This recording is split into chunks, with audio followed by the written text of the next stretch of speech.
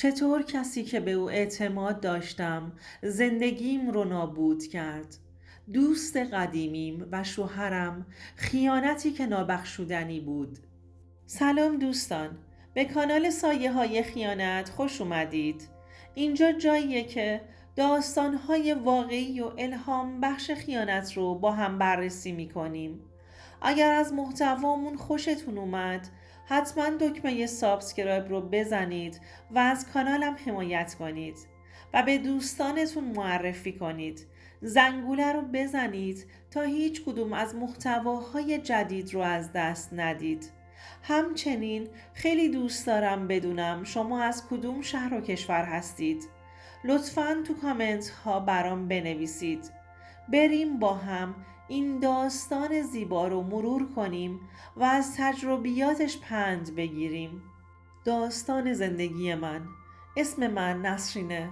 از همون بچگی هیچ علاقه‌ای به درس و مدرسه نداشتم. همیشه تو فکر بودم که یه جوری سریعتر از درس خوندن فرار کنم. همیشه جلوی ویترین مغازه ها وای میستادم و به اجناس داخل مغازه ها نگاه می کردم. علاقه خاصی از بچگی به فروشندگی داشتم.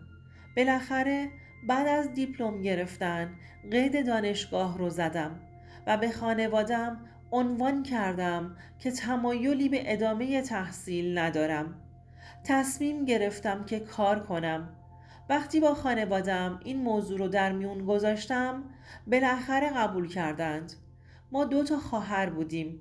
همیشه حرفهای دلمون رو با پدرمون در میون میذاشتیم و اونم بدون شک هوامونو داشت. پدرم با کار کردن من موافقت کرد.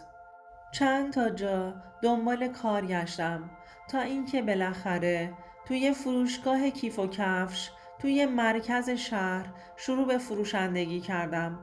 کار کردن برام خیلی جالب بود. با آدمهای مختلفی حرف می زدم و ارتباط داشتم و جنس می فروختم. مهمتر از همه دیگه خونه نشین نبودم. کارم رو دوست داشتم و از کارم لذت می بردم.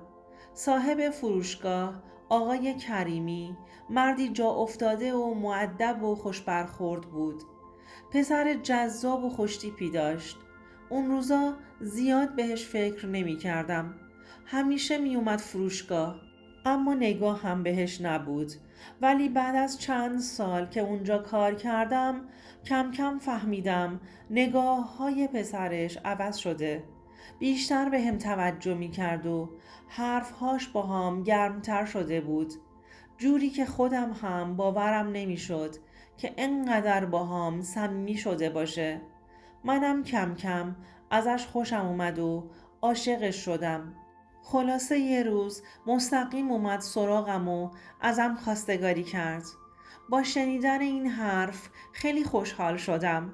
انگار روی ابرها بودم. پیشنهادش رو قبول کردم و با هم ازدواج کردیم. اسمش نادر بود.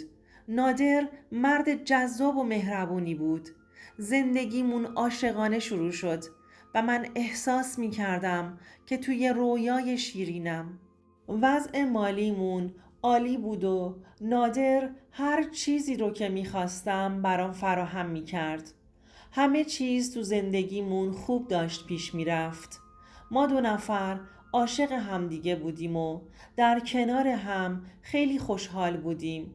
روزها میگذشتند تا اینکه یه روز یه اتفاق مسیر زندگی منو برای همیشه عوض کرد. یه روز توی فروشگاه نشسته بودم که یه صدای آشنا شنیدم. صدا برام خیلی آشنا بود. وقتی برگشتم دیدم لیلا، دوست قدیمی دوران دبیرستانم، جلوی منه. اونم مثل من دیگه درس رو ادامه نداده بود و توی یه شهر دیگه زندگی می کرد. وقتی دیدمش خیلی خوشحال شدم. خلاصه شماره هامون رو رد و بدل کردیم. از اون روز به بعد دوباره با هم دوست شدیم. خواستیم که بعد از مدتها دوباره دوستیمون رو ادامه بدیم. لیلا کم کم تو زندگیم جاشو باز کرد. من که همیشه آدم مهمان نوازی بودم. بارها و بارها دعوتش کردم خونمون. وضع مالی ما خیلی خوب بود. لیلا همیشه میگفت خوش به حالت نسرین که همچین شوهری داری که این زندگی رو برات فراهم کرده. با حرفهاش فقط لبخند میزدم. شاید باید همون موقع به حرفهاش و رفتاراش شک میکردم، ولی اصلاً به دلم شک راه نمیدادم. یعنی اصلاً به ذهنم همچین چیزی خطور نمیکرد. چند ماه گذشت و خدا به من و نادر بچه داد. زندگیمون با اومدن پسرم شیرین تر شد. ولی خیلی خسته می شدم. چون تجربه بچه داری نداشتم، اوایل برام خیلی سخت بود. لیلا وقتی حال و روز منو می دید، ازم خواست که بعضی وقتها بیاد پیشم و تو نگهداری بچه کمکم کنه. منم قبول کردم و از پیشنهادش کلی هم خوشحال شدم. اوایل فقط گاهی می اومد، ولی بعدش دیگه شبها هم پیش ما می موند. نادر هم با این قضیه مشکلی نداشت و می گفت لیلا مثل خواهرمه. لیلا هم دیگه کنار نادر احساس راحتی می کرد و با لباسهای راحتی تو خونه پیش نادر دور می زد. یه شب ساعت 3 نصف شب بود که صدای گریه پسرم منو از خواب بیدار کرد. وقتی بلند شدم دیدم نادر سر جاش نخوابیده. آروم از تخت بلند شدم که برم بچه رو آروم کنم. وقتی رسیدم به اتاق پسرم بچه رو آروم کردم و دوباره خوابوندمش. رفتم ببینم که نادر کجاست که دیدم از اتاق مهمان صدای خنده های آرومی میاد. اولش فکر کردم توهم زدم. مات و مبهوت به در و دیوار نگاه کردم. به اتاق مهمان نزدیکتر شدم. قلبم داشت از حرکت وای میستاد. در از نیمه باز بود. در رو با دستم بازتر کردم. با دیدن اون لحظه دنیا روی سرم خراب شد. نادر شوهرم توی آغوش لیلا دوست قدیمیم بود. یه لحظه فکر کردم دارم خواب میبینم. سرشون داد زدم و گفتم اینجا چه خبره؟ دارید چه غلطی میکنید؟ که هر دو با دیدن من خشکشون زد. هر چی که تو دهنم بود به شوهرم گفتم و رو کردم به لیلا و گفتم خیلی پستی که توی خونه من با شوهر من داری این کارو میکنی.